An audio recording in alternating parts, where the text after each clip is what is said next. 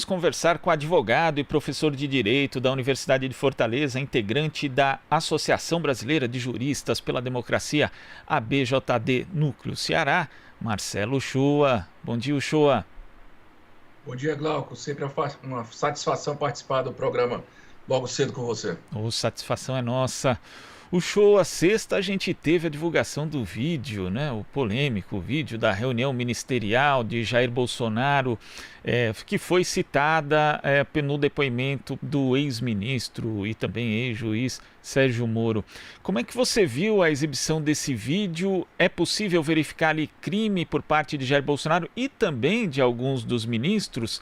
No sentido jurídico e político, qual é a sua avaliação, Uchoa? Glauco, aquela reunião que eu não ouso chamar de reunião, porque na verdade foi um escarcéu.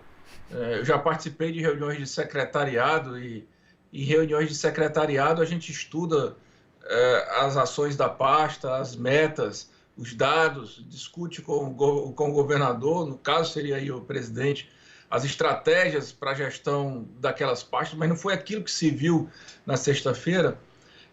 Em primeiro lugar, deixar claro que ficou muito comprovado o interesse do presidente da República de interferir na Polícia Federal para aliviar a investigação sobre si e sobre seus filhos.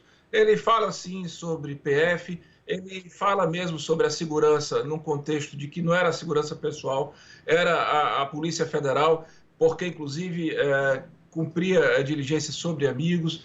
Ele olha para o Moro, ele passa recado. Então, com relação a isso aí, se a gente perceber só o vídeo, é possível verificar claramente que ele tentou interferir na Polícia Federal. Se a gente fizer uma análise também um pouco mais sistemática, alimentando essa análise com os prints de WhatsApp, com os fatos que sucederam depois da saída do Moro, que foi a exoneração do outro ministro, a nomeação de um ministro e a exoneração do superintendente da Polícia Federal, quer dizer, um monte de coisas que deixam assim muito claramente a ideia de que o Bolsonaro não só quis interferir na Polícia Federal para sanar as investigações contra si e os filhos, como de fato fez, né? Então, nesse sentido, houve crime.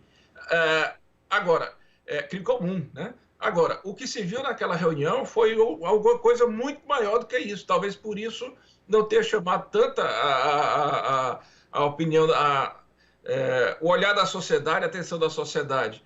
Porque o que se viu foi um presidente mal educado, um presidente de baixo nível, um presidente que não sabe falar sem utilizar palavrões, autoritário, um presidente que quer ver o povo armado, uma parte da sociedade armada para eliminar a outra.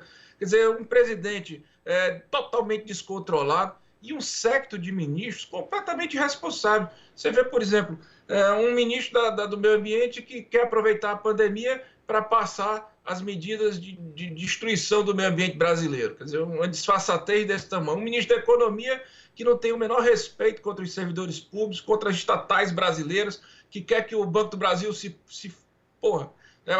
privatize de qualquer maneira. O próprio presidente do Banco do Brasil declina ali que o sonho dele é privatizar o banco. O presidente da Caixa Econômica anunciando jabá de emissora de televisão. O ministro da Saúde querendo prender todos os ministros do STF, falando palavrão também. O da Educação.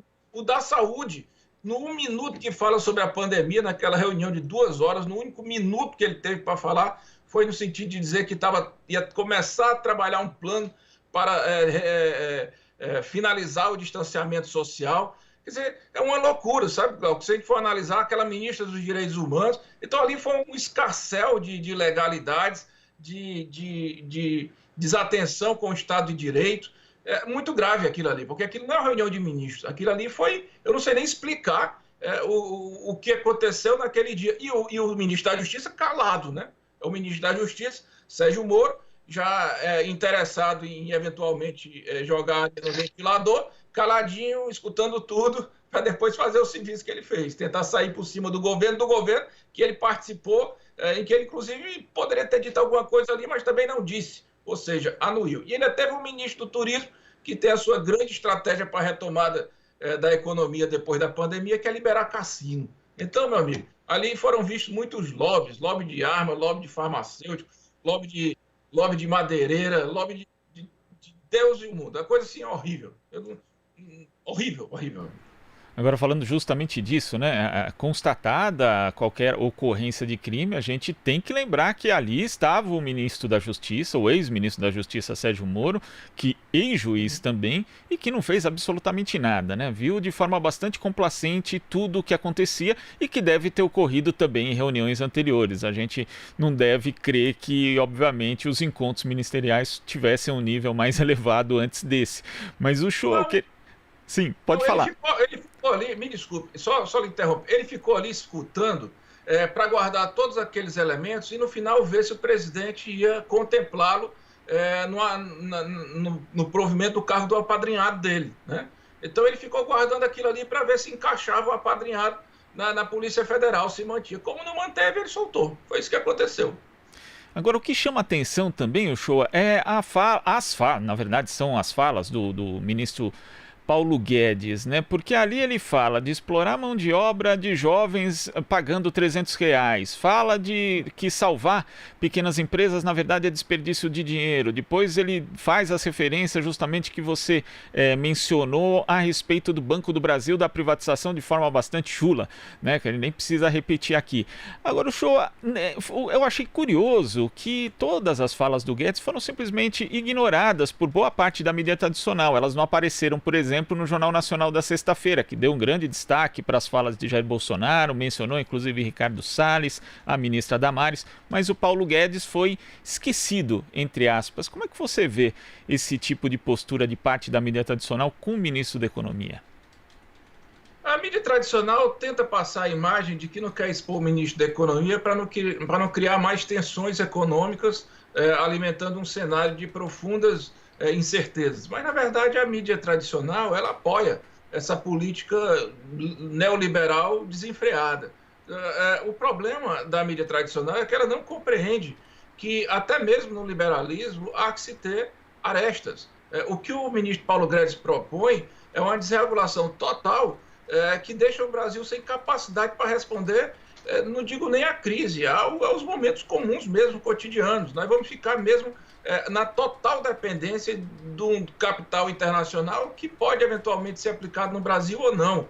O ministro Paulo Guedes, além disso, não entende que os trabalhadores precisam ter um estatuto de proteção social. Ninguém trabalha só para despender o seu esforço em favor de alguém que vai monopolizar o capital. Você trabalha porque você precisa receber salário para sobreviver com a mínima segurança. E o Paulo Guedes, ele acha que o trabalhador pode trabalhar debaixo do chicote e que não vai reclamar nunca. É um erro, cara. A história já mostrou que revoluções aconteceram por isso. Se você quer ter um cenário de incerteza, alimente as distorções no mercado de trabalho. Se você quiser tirar a incerteza, você trata aquelas relações de forma razoável. É uma pena entregar a economia para um ministro que não gosta do Brasil, um ministro que não entende o sacrifício que esse país teve que fazer para montar importantes estatais, o sacrifício que teve que fazer para formar servidores competentes, não entende sequer a importância simbólica do Banco do Brasil. É uma vergonha. Olha, o Banco do Brasil é um banco que a gente contesta, que a gente critica, que a gente quer que melhore, mas é um patrimônio desse país. E esse ministro simplesmente, como ele diz, tem que privatizar essa... Bom, eu não sei se eu posso dizer aqui, eu mal dizendo as coisas que esses caras têm muita boa vontade. O show, a gente chama agora a Marilu Cabanhas. Oi, Marilu. Oi, Glauco. Show, bom dia. Bom dia, Marilu. Olha, quando é assim, sabe o que eu faço, Shoa? Quando tem esse palavrão, né? Quando ele se refere, né, ao Banco do Brasil, é P pontinhos. Aquela P pontinhos do Banco do Brasil. Eu vou aprender, é muito P pontinho, viu?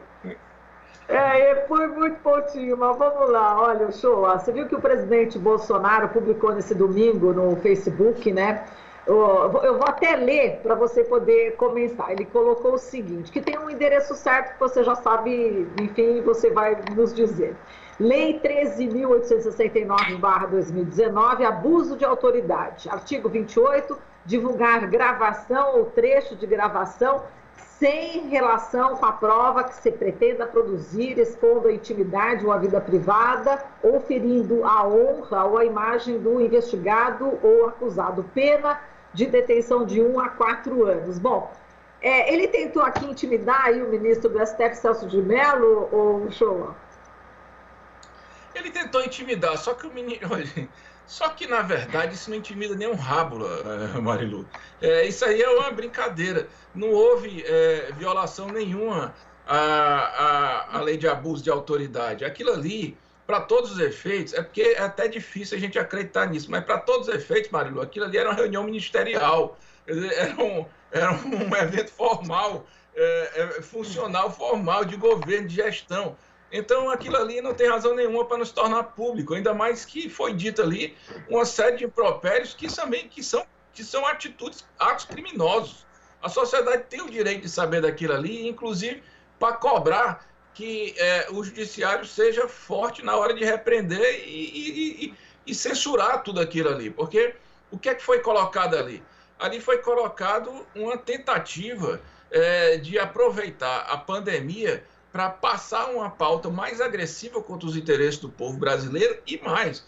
Na minha concepção, ali foi quase que articulado uma sedição, quer dizer, uma tentativa de golpe, uma insubordinação total contra os poderes da República. Ali o presidente chegou a falar, olha, eu quero armar o povo porque o povo armado não vai ter ditadura, mas no sentido de dizer o seguinte, eu quero armar o povo para aniquilar esse outro segmento da população.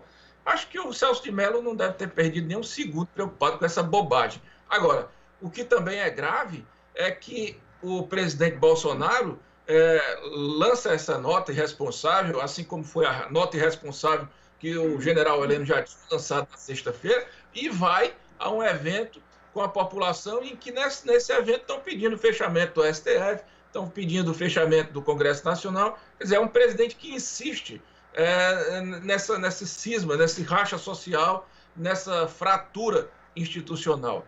Por isso que eu digo, é um presidente que não poderia estar à frente do país, porque o país vai ter que sobreviver depois disso, e ninguém sabe como. E olha que o Jornal Nacional, o Glauco disse que ele evitou mostrar as falas do Paulo Guedes, também aliviou com o Ernesto Araújo, porque na cabeça do Ernesto Araújo, a China é tudo de ruim, os nossos parceiros comerciais nenhum presta, só presta os Estados Unidos, que ontem mesmo proibiu a entrada de brasileiros e pessoas provindas do Brasil por lá. É uma tristeza uma coisa dessa. Agora, em relação a essa questão, né, dele falar de armamento, né, para o povo se armar, etc., com essa proximidade, né, da família Bolsonaro com os milicianos, isso sim é preocupante, né? Muito, muito preocupante, porque ele legitima a ilegalidade, né? Ele legaliza aquilo que é ilegal para tentar aprofundar ainda o problema. Eu já li hoje de manhã que na toada dessa reunião em que ele cobrou o aumento do armamento, um ministro que já estava exonerado de suas funções, um militar da reserva, ainda autorizou o aumento da compra de munições. Quer dizer, há um interesse muito grande vinculado ao presidente, à indústria de armas, ou essa falsa noção de que armando uma parte da sociedade, a outra vai ser aniquilada. Veja só, Marilu, este presidente imagina mesmo que é possível uma parte da sociedade se armar para oprimir a outra. Ele acha que a outra vai aceitar ser oprimida pela parte que se armar. O que é que vai fazer uma sociedade, uma parte de sociedade coagida debaixo de fuzil de outra parte da sociedade? Vai ter que se armar para enfrentar isso. Então é uma loucura total, é uma guerra civil desnecessária. O Brasil não vivia isso há séculos, não precisava passar por isso. E esse presidente realmente ele é um psicótico que deveria ser retirado da presidência, inclusive por interdição, se fosse possível. Se não por interdição, por várias outras razões aí que ele dá. Exato, falando em... Desculpa, te interrompi, Shoa, no final. Não, eu que quis concluir, porque eu falei só a saída dele por interdição, mas deixar claro que a interdição também, mas pode ser por crime de responsabilidade, pode ser por crime comum, pode ser por várias razões, pode ser por cassação da chapa, só que não há meio para esse cidadão sair. Exato, cassação da chapa, enfim, é uma coisa que a gente pode ver, o Barroso vai assumir agora também o TSE, né? Existem 5 pedidos já de cassação de chapa, você acha que aí é um caminho? Deveria ser, né, Marilu? O único problema desse caminho é que essa chapa deveria ter sido impedida de participar da eleição no tempo da própria eleição, né? Porque naquele processo eleitoral ficou absolutamente comprovado que essa chapa foi beneficiada por segmentos de disparo de mensagens falsas que eram financiadas por grandes empresas. Quer dizer, além de uma estratégia de utilização de fake news, recebeu caixa 2 diretamente. Então, aquilo ali foi muito grave e foi assumido pelas empresas que participaram do caixa 2.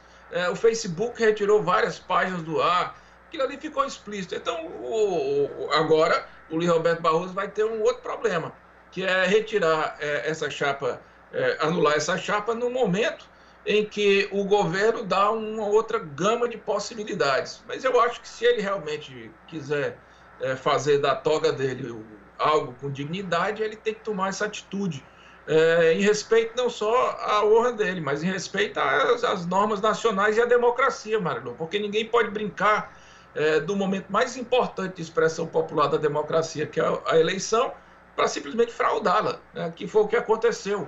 Já não bastasse o candidato em que o povo queria ter votado não ter podido participar, porque o juiz, que eventualmente passou a ser ministro do novo governo, que não deveria ter sido eleito, impediu. Quer dizer, foi uma sucessão de absurdos. E agora também aprofundada com a informação de que a Polícia Federal deixou de efetuar diligências, quer dizer, prevaricou por interesse dessa chapa que foi eleita e que precisa ser cassada.